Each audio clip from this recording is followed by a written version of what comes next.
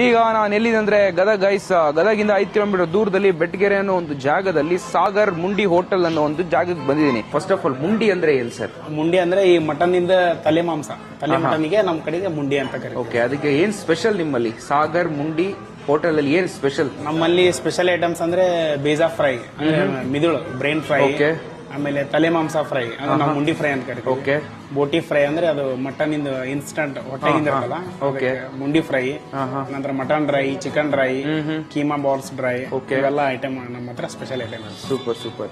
ಇದೊಂಥರ exact location ಎಲ್ಲಿದೆ ಅಂದ್ರೆ ಬೆಟ್ಟಗೆರೆ ಬಸ್ ಸ್ಟಾಪ್ ಇಂದ ಡಯಾಗ್ನಲ್ ನೋಡಿದ್ರೆ ಒಂದು ಆರ್ಚ್ ಇರುತ್ತೆ, ಶ್ರೀ ಮಂಜುನಾಥ ದೇವಸ್ಥಾನ ಅನ್ನೋ ಒಂದು ಆರ್ಚ್. ಒಳಗ್ ಬಂದ ತಕ್ಷಣ ಲೆಫ್ಟ್ ಸೈಡ್ ಗೆ ಸಿಗುವಂತ ಇದು ಹೋಟೆಲ್ ಗೈಸ್. ಇದು ಶುರುವಾಗಿ 10 ವರ್ಷ ಆಗಿದೆ. ಟೈಮಿಂಗ್ಸ್ ಎಷ್ಟು ಓಪನ್ ಮಾಡ್ತೀರಾ? ರಜೆ ಯಾವ್ದಾದ್ರು ಮಾಡ್ತೀರಾ? ನಮ್ದು ಅಮಾಸೆ ಒಂದ್ ದಿವಸ ಅಷ್ಟೇ ರಜೆ ಇರ್ತೇವೆ ಸರ್.